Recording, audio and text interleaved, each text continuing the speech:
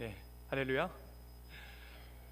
예, 우리 살아계신 하나님을 또 예배하기 위해서, 또 부활하신 주님을 예배하기 위해서 이 자리에 사모해 오신 여러분을 너무나 환영하고 축복합니다. 이렇게 집중해서 본 적이 없었는데 앞에 준비하면서 뒤에 십자가를 계속 보니까 마음에 이런 고백이 들더라고요. 우리 주님 정말 부활하셨구나. 예, 십자가에 아무것도 없어요. 예, 우리 주님 부활하셨습니다. 믿으시죠? 그게 우리의 신앙의 가장 근간이고 핵심인 것 같습니다. 그래서인지 이 세기에도 보면은 초기 교회 성도들은 저들과 같이 죄송합니다. 매 주일마다 모여서 같이 예배를 드렸죠. 예배를 드리면서 그들의 고백은 이 제8일 정말 새로운 일이 시작된 날, 주님이 부활하신 날, 그렇게 고백하면서 그들은 모였습니다. 그러면서 그들이 모여서 했던 것들은 무엇보다도 주님의 부활을 축하했고, 그리고 그걸로 인해서 기뻐하고 감사함을 누렸습니다. 예, 여러분 그러셨으면 좋겠습니다. 그래서 그들은 이 주일을 작은 부활절이라고 불렀어요. 예, 작은 부활절이에요. 매번 우리가 부활을 기억해야 됩니다. 그 부활을 누리시는 여러분이 됐으면 좋겠고, 모르긴 몰라도 초기교회 성도들은 모였을 때 그럼 어떻게 인사했을까요? 부활하신 주님을 기억하며 아마 샬롬이라고 했을 것 같아요. 예, 우리 목사님 인사해 주셨지만은 우리 다시 한번 그 마음으로 인사했으면 좋겠습니다. 예, 주님께서 부활하셨고 그 부활하신 주님이 우리의 주님이시기에 평안하십시오라는 마음으로 우리 옆에 있는 가까이 있는 분에게 한번 인사해 주세요. 샬롬. 예, 평안하십시오. 행복하십시오. 오늘 예배에 대해서 좀 얘기를 나누고 먼저 얘기를 시작을 했으면 좋겠는데, 예배에 대한 여러 가지 정의가 있습니다. 예, 그 중에 한 가지 예를 든다면은 예배는 만남이다라고 합니다. 예, 누구와의 만남일까요?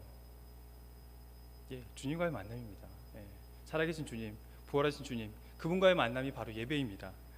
그 예배를 부활하신 주님과의 만남을 여러 가지 시점에서 우리가 만날 수 있을 것 같아요. 계속적으로 우리가 깨어서 의식하며 그 주님을 만나는 거 너무 귀하지만은 쉽지는 않은 것 같아요. 근데 제 개인적인 경험을 보더라도 이렇게 처음에 찬양하는 가운데 갑자기 마음을 만질 때가 있더라고요. 어떤 데는 성전문을 열고 들어올 때 이 가운데 정말 하나님의 영광이 가득하구나, 그런 걸 느낄 때가 있어요. 또는 말씀 듣는 가운데 이 찔림을 주시고 또 회복을 주시고 위로를 주시면서 정말 하나님께서 내 마음을 만지시는구나. 그때까지도 안 되려도 포기하실 필요 없어요. 성전문을 들고 나갈 때에도 하나님께서 만져주시더라고요. 예. 여러분 이 예배 가운데 정말 하나님을 기대하심으로 만나셨으면 좋겠고, 적극적으로 좀 만나셨으면 좋겠습니다. 왜냐하면 우리 뇌가 그렇게 생겼어요. 조금 다른 얘기긴 한데 우리 뇌가 어떠냐면은 우리 뇌의 습관과 관련된 게 두 가지가 있거든요. 이 앞쪽에 있는 전두엽이라는 녀석과 중앙 부분에 있는 기저혈이라는 게 있는데, 이 전두엽은 여러 가지 것들을 처리하는 일을 많이 해요. 그러다 보니까 되게 에너지를 많이 써요. 그래서 매번 새로운 것들을 할 때에는 에너지를 써야 되기 때문에 반복적이고 습관적으로 할 때에는 이 녀석을 자꾸 뒤로 넘깁니다. 예, 습관의 영역으로 넘겨버려요. 예, 그래서 생각하지 않게 만들어요. 예. 그러니까 자판을 배울 때도 기억해 보시면은 처음에 익히기 위해서 얼마나 애를 많이 쓰셨어요? 독수리 타법으로 하나하나 이렇게 익혀 가셨죠. 근데 나중에 익숙해지니까 어때요? 뇌를 쓸 일이 없어요. 그렇게 많이. 어느 순간 익숙하게 쭉쭉쭉 누르시면 됩니다. 근데 그게 뇌 입장에서는 뇌가 살기 위해서 중요한 기능 중에 하나긴 한데, 이게 신앙에 적용되면 어떨까요? 신앙의 입장에서 우리가 하나님 앞에 나오는데 처음에 만났던 그 감격이 있잖아요. 뜨거움 기억나시나요? 하나님 앞에서 눈물 흘리며 예배했던 그 순간이 기억나시나요? 근데 어느 순간부터 너무 익숙해져 버린 제 모습이 보이시나요? 감동이 없어요. 감격이 없어져 버려요. 예. 근데 그 습관을 우리는 좀 끊어낼 필요가 있는 것 같습니다. 매번 하나님께서 아침마다 성실하게 신실하게 새로움으로 다가와 주시는 그 주님을, 매번 이 예배 때마다 우리에게 말씀하여 주시는 그 살아계신 하나님의 말씀의 음성을 우리가 감동하고 감격하는 그런 시간들이 되게 필요한 것 같습니다. 근데 이게 얼마 안 걸려요. 몇 번 반복적으로 습관적으로 그냥 나와서 예배 드리시면은 금방 우리 뇌는 넘깁니다. 습관의 영역을 넘겨버립니다. 감동이 사라져요. 그래서 여러분에게 강권합니다. 여러분 예배 가운데 오실 때 기대하시고 사모하심으로 오십시오. 그리고 주님이 만날 걸 통해서 행복하시기를 바랍니다. 예, 그러시기를 간절히 소망하고, 그래서 이 시간 우리가 살아계신 하나님 앞에서 예배 드릴 때 소리 모아 또 찬양하시고, 마음 모아 예배 드리시고, 또 코람데오의 마음으로 솔리데오의 정신으로 우리 하나님 앞에 예배 드릴 때 능동적으로 좀 적극적으로 나아가기를 간절히 소원합니다. 예, 오늘 제목을 보시게 되면 좀 특이하죠. 예, 첫 설교기도 하니까 좀 특이하게 해보려고 나름 애를 썼는데 그 빈칸들이 많습니다. 빈칸을 보시면은 여러분들이 채워가셔야 돼요. 저는 가이드만 할 거고 여러분들이 채워가시도록 저는 좀 도전을 하겠습니다. 오늘 빈칸을 채워가시는 과정을 통해서 세 번의 만남이 이루어질 텐데, 먼저는 여러분 자신과의 만남입니다. 그리고 두 번째는 예수님과의 만남입니다. 그리고 세 번째는 세상과의 만남을 가지시게 될 겁니다. 이 세 번의 만남을 통해서 여러분이 어떻게 이 삶을 살아가야 될지에 대해서 도전을 받으시고 예수 그리스도인으로서 세상에 부끄럽지 않게 살아가는 그런 다짐들을 해 가셨으면 좋겠습니다. 먼저 처음에 한번 좀 시간을 드릴 텐데, 그 빈칸 주보에 보시면 나와 있는 빈칸, 나는 땡땡땡이다. 여기다 한번 자기를 표현할 수 있는 단어를 한번 넣어 보십시오. 여러분 스스로를 뭐라고 생각하십니까? 누구라고 생각하십니까? 두 번째입니다. 주님은 땡땡땡이시다. 주님은 여러분에게 어떠한 분이십니까? 빈칸이 채워지시나요? 아마 여러 가지 답들이 있을 것 같은데, 주님은 나는 진흙이고 주님은 나의 토기장이실 수도 있고, 나는 죄인이고 주님은 나의 구원자이실 수도 있고, 나는 종이고 주님은 말 그대로 나의 주인이실 수 있고. 근데 오늘 본문을 통해서 예수님은 나는 어린 양이고 주님은 나의 목자라고 말씀을 드릴 수 있을 것 같습니다. 그러면 그 어린 양 앞에 좀 수식어를 한번 또 드리는 시간 잠깐 드릴 텐데, 여러분은 어린 양이라고 하셨을 때 여러분 스스로는 어떠한 어린 양이라고 생각하십니까? 뭐 순결한 어린 양, 착한 어린 양, 의로운 어린 양, 봉사와 섬김을 많이 하는 어린 양, 세상을 변화시키는 어린 양, 문제 해결을 잘하는 어린 양, 사람들이 존경하는 어린 양. 괜찮죠? 있어 보이죠? 이런 것들, 다양한 수식어들을 붙일 수 있을 것 같은데, 근데 그 수식어 없이 나는 그냥 어린 양, 이것과 능력 있는 어린 양, 어떤 게 더 마음에 드세요? 힘 있는 어린 양, 그냥 어린 양, 어떤 게 더 마음에 드세요? 저는 개인적으로 수식어 붙은 게 더 좋은 것 같아요. 많은 걸 더 내포해주고 표현해주고 되게 있어 보이잖아요. 근데 그런 표현들이 많이 있기 때문에 그걸로 인해서 좀 마음이 든 것 같습니다. 우선 멋있고 좀 흠로한마다는 생각이 들기 때문에. 그런데 오늘 본문을 보시게 되면은 3절 말씀을 한번 보시겠습니다. 예수님께서는 우리에게 많은 수식어를 붙이지 않으시고, 내가 너희를 보냄이 어린 양을 이리 가운데 보낸 것 같다. 여기에 행간에 저는 그런 거를 좀 이렇게 마음을 많이 주셨습니다. 어린 양 앞에 아무것도 없구나. 우리는 여러 가지 수식어를 붙이기를 좋아하고 바랬지만은 예수님은 그 앞에 아무것도 붙이지 않으셨어요. 그냥 어린 양이었어요. 우리에게 그냥 어린 양으로 부르신 그 주님, 사실 좀 안타깝기도 했어요. 왜냐하면 이 장면은 70인의 전도대를 파송하신 장면이거든요. 사마리아 지역은 그렇게 안전이 보장된 것도 아니고 좀 그분들이 가지고 있었던 피해의식 때문에 도리어 위험할 수 있는 공간인데, 그곳에 70명을 파송하실 때 다양한 수식을 통해서 너 할 수 있어, 넌 능력 있어, 너는 괜찮아, 이렇게 격려하면서 보내실 법도 한데 그렇게 안 하시고 예수님은 담백하게 너는 어린 양이야, 나는 너희를 이리 가운데 보낸다, 이렇게만 말씀하신 거예요. 왜 그러셨을까요? 사랑의 하나님, 자비 하나님, 뭔가 이렇게 격려를 많이 해주실 것 같은데 그러지 않으시더라고요. 왜 우리에게 그냥 어린 양이라고만 말씀을 하셨을까요? 준비하는 중에 좀 이런 마음을 주셨습니다. 우리의 잘남과 우리의 멋짐으로 이리 때를 상대하지 않고 오로지 보내신 이만을 바라보고 그분을 힘입어서 그 일들을 감당하게 하시려고 하신 게 아닐까?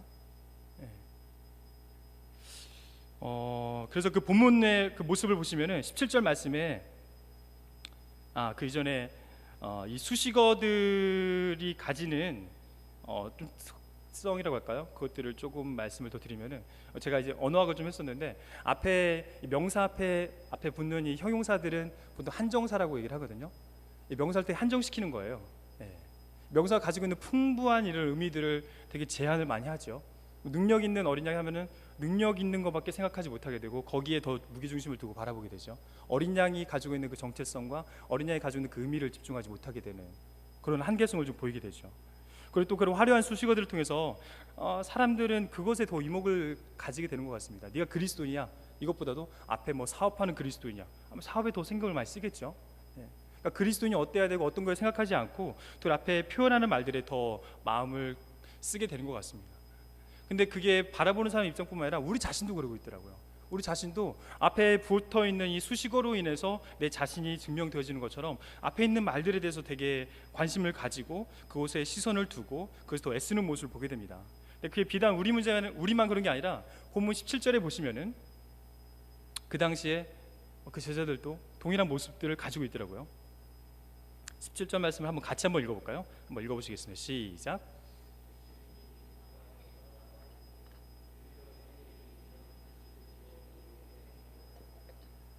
예, 이 구절은 예수님께서 들으셨을 때 조금 어때 좀 문장이 이상하지 않으세요? 좀 불편한 부분이 없으세요? 다 괜찮으세요? 어떤 한 단어가 저는 좀 거슬리던데, 우리에게. 예. 앞에 이게 주의 이름이면이라는 단서를 붙여서 좀 겸손한데 이렇게 하나님께 영광을 돌리는데 말을 하긴 했지만은 이들은 무게 중심을 이 우리에게 두면서 내가 행했습니다. 내가 하니까 사단도 이렇게 떨어지더라, 이런 말을 하려고 싶었던 건 아닐까, 그런 마음이 좀 많이 들더라고요. 근데 그렇게 행하는 그들의 모습이 우리가 그렇게 질타하고 욕했던 분명히 예수님이 제자들인데, 전도를 하러 가시는 분들인데, 근데 그 모습이 바리새인과 서기관과 그렇게 달라 보이지 않은 듯한 느낌들이 많이 드는 거예요. 예. 남의 보이기 위해서 금식하고, 사람들이 있는 시장에서 크게 소리내어 기도하고, 근데 구제하고, 다 남에게 보이게 한 것들이잖아요. 근데 그러한 모습들이 그 안에 보이면서 그게 또한 이 시대에 살아가는 우리에게도 이런 모습들이 좀 있지 않을까, 그런 마음이 들면서 한편으로 우리가 정말 깨어있지 않으면은 정말 순식간에 이런 수식어들 앞에 꾸미는 말들에 의해서 우리 정체성을 잃어버리고 우리가 다른 삶, 하나님께서 원하시는 삶이 아닌 삶을 살아갈 수 있겠다, 그런 조심스러운 마음이 좀 들었습니다. 근데 저도 이제 앞에서 찬양을 하고 그럴 때들이 많이 있잖아요. 예. 그러다 보니까 앞에 노출이 많이 돼요. 그러다 보니 또 듣는 말들이 많이 있습니다. 정말 깨어있지 않으면 너무 어려운 자리이더라고요. 최근에 이제 그런 예가 있었는데, 지지난주 이제 3부 예배 찬양도 인도를 하면서 같이 예배를 드렸어요. 3부 예배 오신 분들은 아시겠지만 어때요? 너무 뜨겁고 좋잖아요. 많이 들어오세요. 3부 예배. 그 예배 가운데 정말 성령의 기름 부심이 있어서 2주 전에 같이 손 들고 찬양하고 눈물을 흘리며 예배하고, 그곳에서 정말 하나님을 예배하는데 너무 기쁨이 있고 회복이 있고 치유하심이 있더라고요. 그래서 끝나고 나오는데 많은 분들이 칭찬해 주셨어요. 전도사님 좀 성령 충만한 것 같아. 전도사님 찬양 너무 잘해. 전도사님 괜찮다는 얘기를 계속 해주시는 거예요. 예.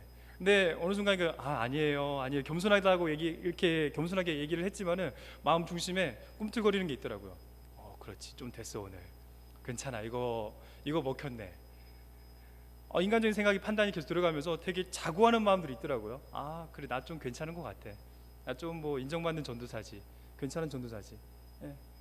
이런 생각들이 계속 들더라고요. 근데 지난주에 또 이제 3부 예배를 드렸습니다.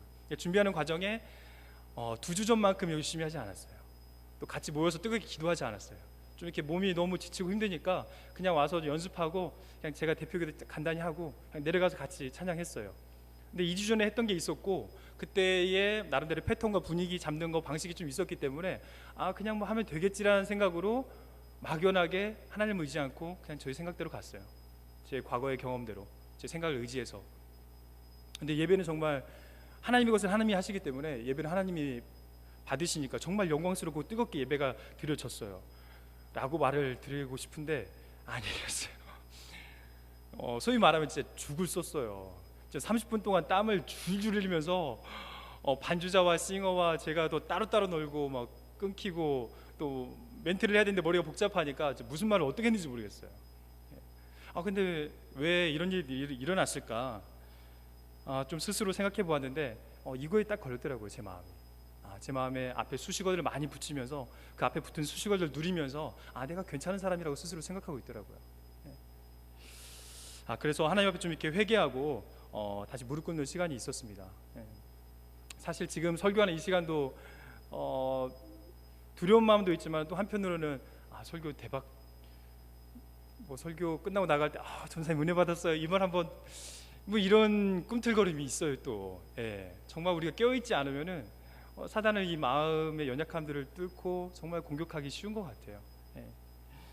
그래서 예전에도 한번 나눴던 단어인데, 이 아담아, 진토, 우리가 하나님 앞에서 아무것도 아니고 진토이란 것들을 우리가 기억하지 않으면은 자꾸 무언가 되려고 합니다. 열심히 해야죠. 열심히 해야 되지만 우리가 열심히 하는 게 하나님의 은혜로 된 것이지, 하나님의 도움으로 되어진 것이지, 나의 능력으로, 나의 힘으로 되었다라고 생각하는 순간이 오게 됩니다. 그렇게 되기 시작하는 순간부터 우리가 하나님과의 관계에서 좀 다른 국면을 접어들게 되죠. 그리고 아담이 저질렀던 그런 실수와 같이 우리가 하나님의 자리에 어느 순간 앉아 있으려는 우리의 모습을 발견하게 되실 겁니다. 근데 우리가 계속 깨어 있어야 됩니다. 그래서 습관으로 오시면 안 돼요. 습관으로 예배드리시면 절대 안 돼요.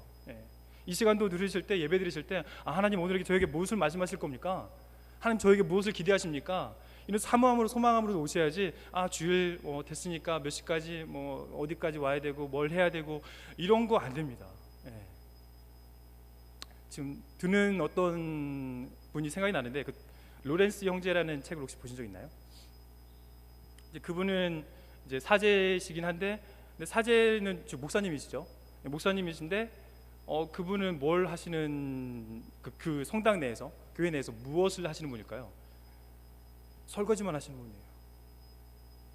설거지만 하세요. 이 식당만 정리를 하세요. 그런데 그분이 주님을 만나셔요, 거기서. 그러니까 기도하는 마음으로, 예배하는 마음으로 계속 접시를 닦으시는 거예요. 기도하듯이, 노동을 기도처럼, 기도를 노동처럼. 찬양하실 때, 준비하실 때 힘들죠. 성대가 힘들죠. 근데 찬양하고 곡 한 곡 할 때, 한음 냈을 때 정말 하나님께 예배하듯이 준비하시고, 의자 줄 맞추실 때도 정말 하나님이 보시, 사람이 중요한 게 아니라 하나님이 보시기 때문에 그 하나님 앞에서 내가 지금 예배의 자세로 이거 섬겨야 되지, 이런 마음으로 우리가 그런 자세로 매번 깨어서 하나님을 예배하고 또 삶에서 계속 예배하면서 삶을 살아가시다 보면은 정말 하나님께서 놀랍게 사용하실 수 있는 좋은 질그릇이 되지 않을까, 그런 기대감을 가지게 됩니다. 그래서 저의 이런 모습 때문에 주님께서 어린 양이라는 단어만 붙이셨구나, 그 앞에 아무것도 붙이지 않으셨구나. 왜냐면 제가 하나님의 자리를 탐하고 하나님과의 관계, 하나님께서 그 큰 희생을 치르시면서 우리에게 이루셨던 그 하나님과 온전한 관계를 내가 깰 수 있기 때문에 하나님께서는 우리 앞에 아무 수식어도 붙이지 않으셨더라고요. 부디 간구하기는, 여러분 그리스도인 앞에 아무것도 붙이지 않길 바랍니다. 그냥 그리스도인입니다. 우리는 어린 양 앞에 아무것도 붙이지 않으시기 바랍니다. 여러분 그냥 어린 양이십니다. 여러분은 여러분에게 주신 하나님의 그 이름, 그 안에 아무것도 수식어를 붙이지 않을 때 하나님의 그 원대한 꿈이 그 안에서 이루어집니다. 하나님께서 처음에 두셨던 그 무한한 가능성이 그 안에서 발견되어질 겁니다.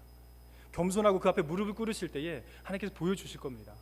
근데 내가 뭐 하겠습니다, 뭐 하게 해주십시오, 나의 의지로 나아가려고 할 때는 보이기가 쉽지 않더라고요. 그래서 목사님께서 전공이시대 이 비움의 신학, 비움과 채움, 놀라운 신비입니다. 채우려고 애쓰지 마십시오. 잡으려고 애쓰지 마십시오. 우리 아버지 하나님께서 여러분의 필요를 다 아십니다. 아까 집사님 기도하셨지만은 우리의 형편과 상황을 다 아시는 주님이십니다. 때에 맞게 하나님께서 우리에게 허락하실 걸 믿고 그 하나님 앞에 우리가 겸손함으로 나아가는 주의 백성이 되었으면 좋겠습니다.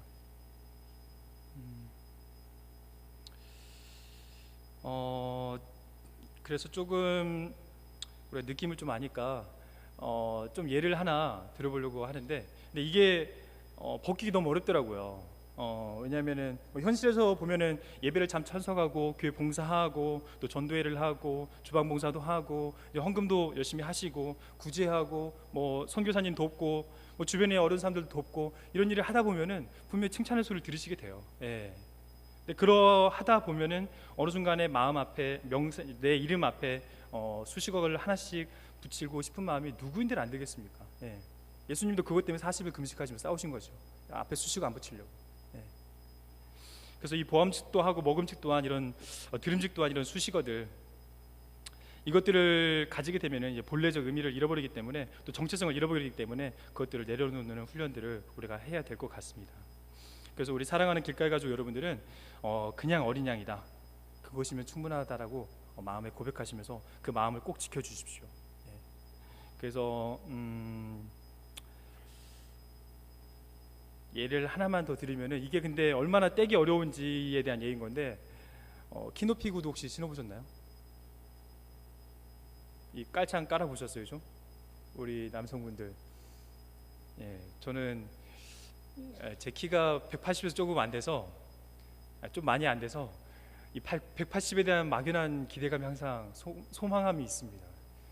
그러다 보니 좀 깔기 시작했어요. 처음에 1단만 깔았거든요. 2cm짜리. 좋아요. 예, 남들보다 좀 이렇게 위에서 바라보는 느낌이 나쁘지 않아요. 근데 자꾸 욕심이 생기더라고요. 그래서 2장을 더 깔았어요. 2장 깔면 이 정도 되거든요. 이게 5cm가 넘어요. 제가 꿈에 그리던 그 꿈의 숫자에 가까워진 거예요. 예, 너무 좋더라고요. 근데 어느 순간에 그거를 깜빡 잊고, 신발을 이게 깔창 여러 개 산 게 아니기 때문에 신발을 바꿀 때마다 바꿔야 되는데, 그걸 잘 못하고 어느 순간에 급하게 가다가 그 애를 빼고 간 거예요. 어찌나 마음이 불안하던지. 예, 사람들이 날 어떻게 바라볼까, 불안한 마음이 너무 크더라고요. 예.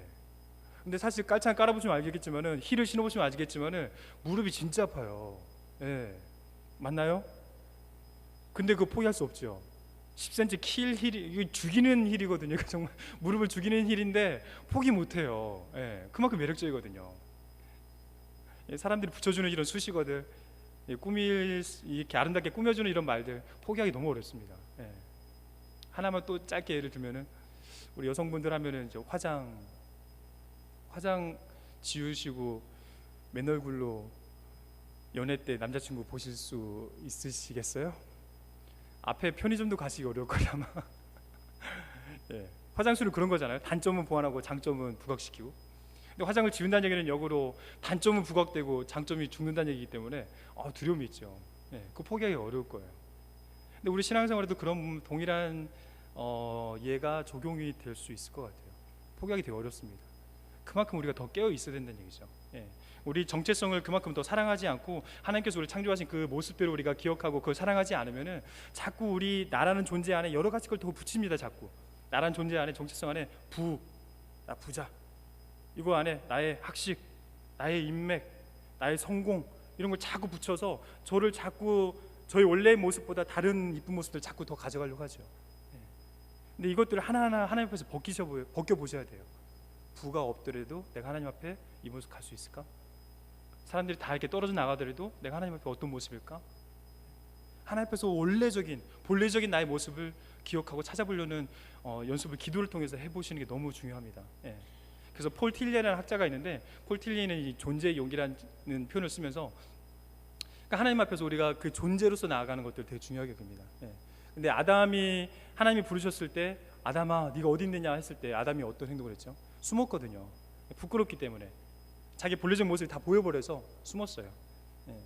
근데 우리도 그런 모습들이 있어요. 우리 본래적인 모습에 자신감이 없고 자꾸 자존감은 낮아지고, 뭐 성장하는 과정 중에, 아니면 환경 중에 남과 비교하는 가운데서 자꾸 이게 낮아지면서 자기 본래적인 모습보다 버려질 거에 대한 두려움 때문에 자꾸 뭔가를 더 덧입는 일들을, 마스케라라고 하는데 자꾸 얼굴에 이 가면들을 쓰는 일들을 많이 하다 보면 자기가 누군지, 나중에 내가 어떤 사람이지 모르게 되는 지경까지 갈 수 있는. 그래서 폴 틸리는 영어로 굳이 한번 얘기를 하면은 not by doing but by being입니다. 예. doing이 아니라 being으로 나아가라. 예. 우리가 하나님 앞에서도 그런 모습으로 나가려고 하거든요. 뭔가를 행해서 하나님 이뻐하시겠지, 뭔가를 행했을 때 하나님 복 주시겠지, 이거 아니거든요. 그러니까 간구하면은 하나님 복 주신다, 이거는 아니죠. 예. 물론 주실 수 있는 분이고 충분히 주시는 분이시지만 하나님의 뜻에 맞게 하나님이 떼어 주시겠죠. 내가 지금 간구했기 때문에, 내가 지금 40일 금식했기 때문에 하나님 주셔야 된다? 그건 자판기죠. 하나님이 아니죠. 내가 이렇게 해서 누르면 하나님이 주시는 거, 이건 공식으로서 하나님을 이 틀에 넣는 거는 하나님의 하나님됨을 우리가 거부하는 겁니다. 예. 하나님 그런 공식에 사로잡히는 분이 아니시죠. 하나님의 생각과 우리 생각과 다른데. 예. 그래서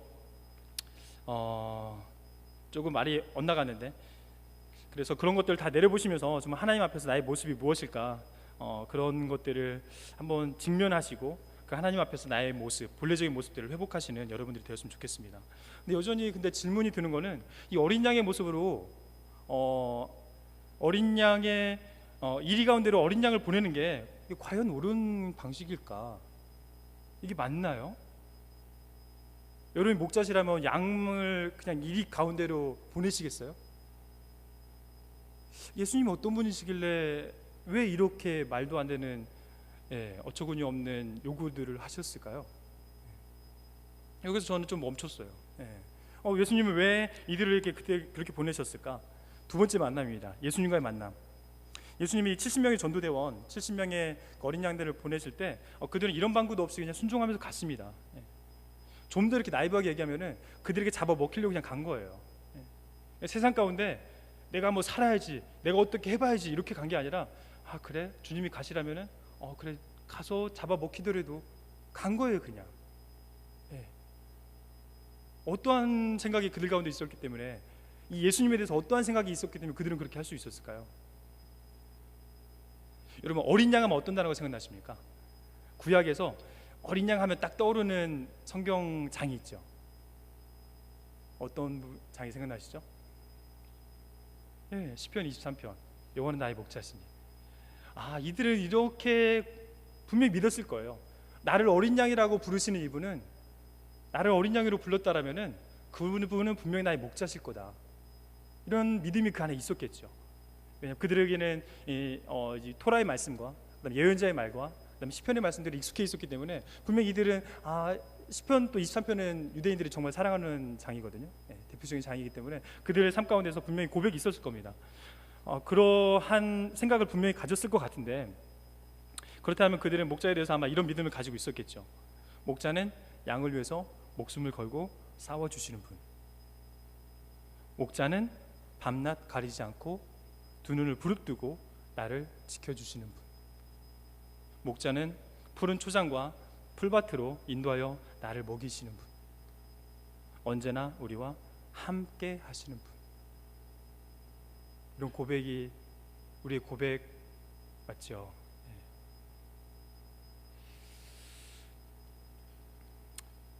이런 고백이 정말 나의 고백이 되고 우리의 고백이 될 간절히 소망합니다. 여러분을 놓지 않으시는 그분이십니다. 그분이 우리를 보내신 거예요, 사실은. 그래서 그러면 이러한 목자 되신 분이 오늘 본문에서는 어디에 계시는가? 가라고 했던 그분 함께 하신다고 하셨는데, 두 눈을 부릅뜨고 나를 지켜보신다고 하셨는데, 오늘 본문에서 예수님은 어디에 계시나요? 찾으실 수 있으시겠어요? 꽁꽁 숨어 계시긴 하는데 18절 말씀을 한번 읽어보겠습니다. 18절 말씀입니다. 함께 읽어보도록 하겠습니다. 시작.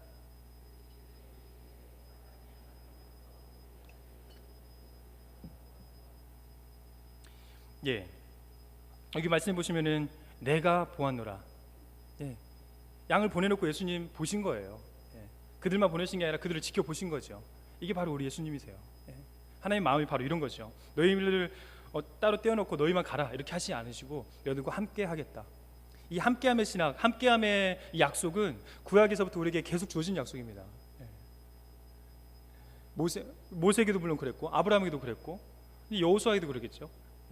여호수아 이 영도자, 엄청난 하나님의 그 대언자로서 예언자로서 삶을 살았던 그 모세가 죽었을 때 여호수아는 얼마나 두려웠겠어요. 200만의 사람이 앞에 있고 앞에는 요단강이 깔려 있고 거길 건너가면은 그 가나안의 장대한 칠족속이 기다리고 있고, 현재를 생각해도 막막하고 미래를 생각해도 막막한 그에게 하나님이 한마디 하시죠. 내가 모세와 함께 했던 것처럼 너와 함께 하겠다. 근데 또 그 하나님께서 우리에게 어떤 분을 약속하셨나요? 마태복음 1장 23절에 보면은 예수 그의 이름을 임마누엘이라 하리라. 번역한즉 뭐예요? 하나님이 너희와 함께 계시다. 함께 하시겠다는 약속입니다. 또 제자를 파송하셨던 마태복음 28장에서 뭐라고 얘기하세요? 세상 끝날까지 내가 너희와 항상 함께 하겠다. 하나님의 약속입니다. 그 약속하신 분이 실현하시는 분입니까? 아니죠. 분명히 지키실 겁니다. 그 믿음을 가지고 우리가 나아갔으면 좋겠습니다. 그래서 제가 말씀을 한 구절 읽어드리겠습니다. 그러한 하나님에 대한 찬양의 시입니다. 제가 읽어드릴 때 한번 눈을 감고 한번 느껴보세요.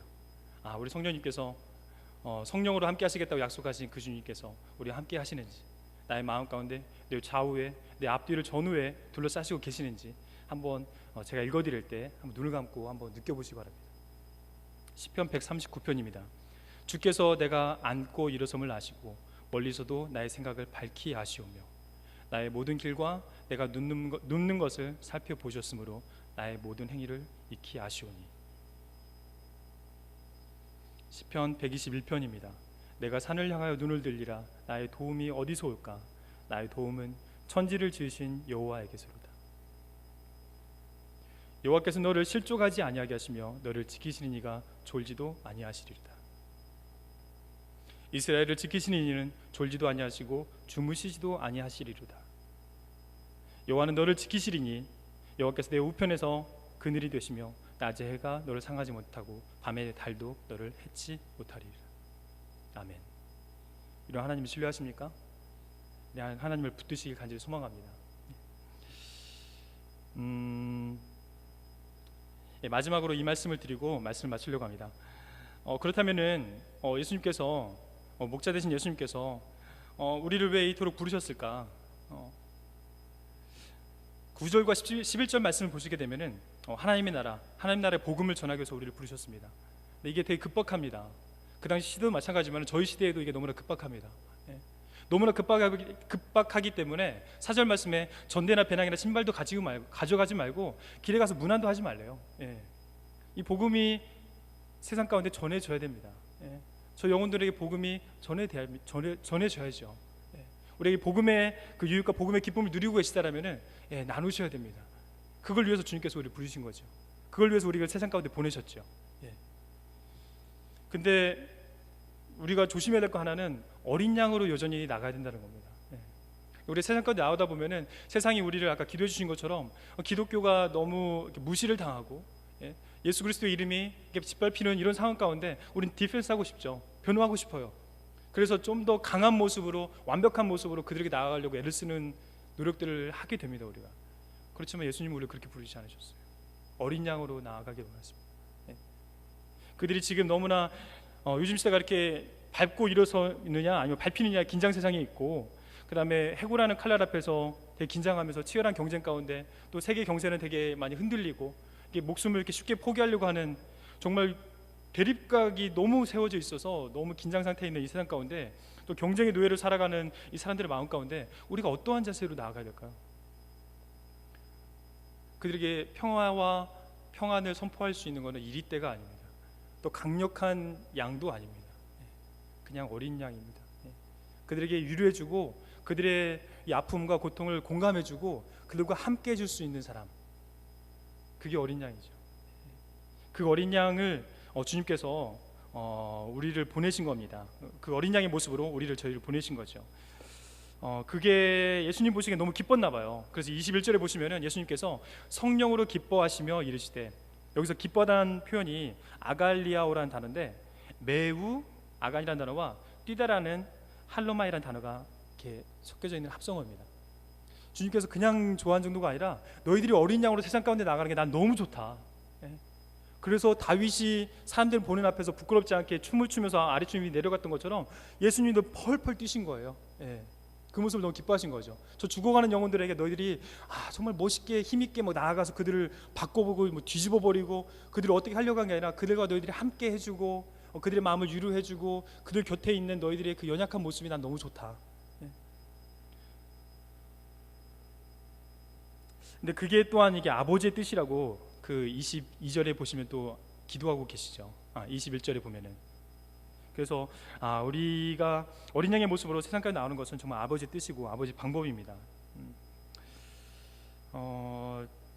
이제 말씀을 좀 마무리하겠습니다.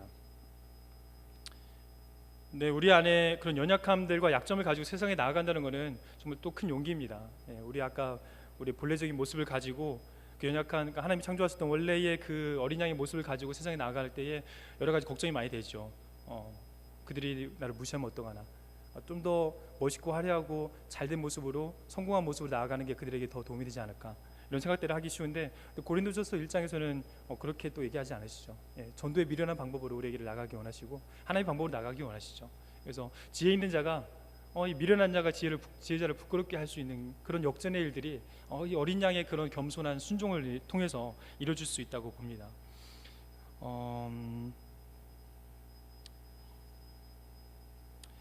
그래서 저희 개인적인 이제 하나님을 만났던 경험의 말씀이기도 하고 저희 평생의 고백의 말씀이기도 한데 고린도후서 12장 9절 10절 말씀을 읽고 살을 조금만 붙이고 마무리하도록 하겠습니다.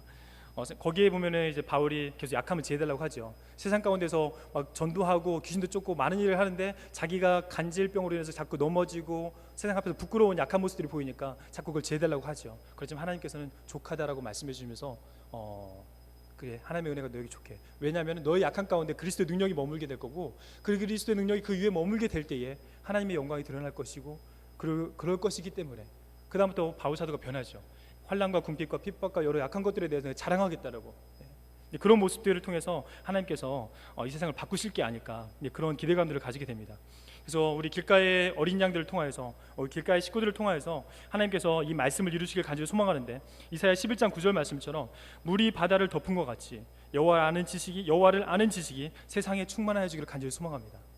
바로 여러분들을 통해서 물이 바다를 덮은 것 같이 여호와의 영광을 인정하는 것이 온 세상에 가득하여 주기를 간절히 소망합니다. 주님께서 여러분을 그러한 자로 삼으실 것입니다. 같이 기도하시겠습니다.